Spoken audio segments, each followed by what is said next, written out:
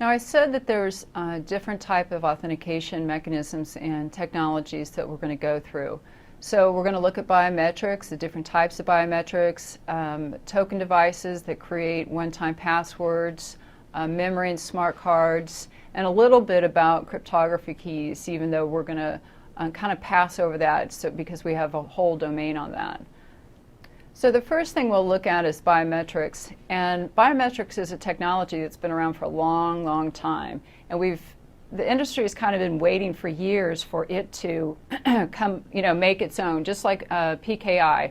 Next year is going to be the one for PKI. The next year is going to be the one for PKI.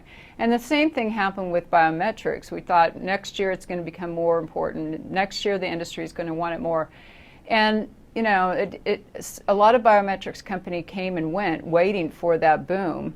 But of course, it was really after September 11th that biometrics really started to get more interesting and more used within the industry.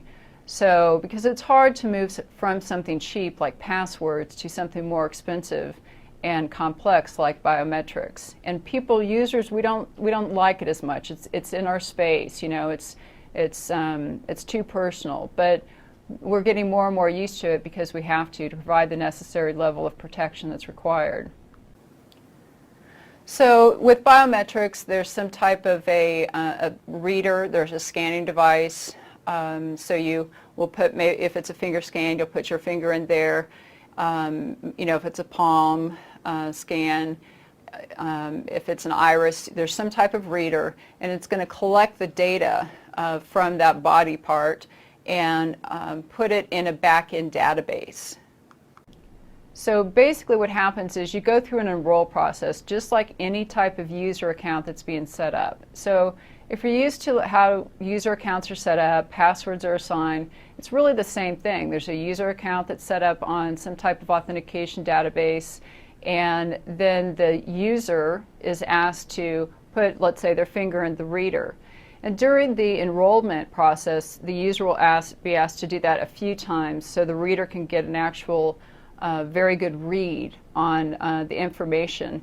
And it takes different vectors on the fingerprint and takes that into a binary, puts it into a binary format.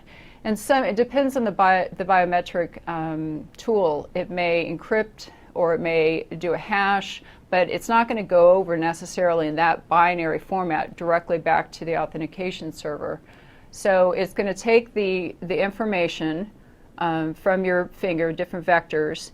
It'll put it into a mathematical formula or into binary, and then it can encrypt it and send it back to the authentication database.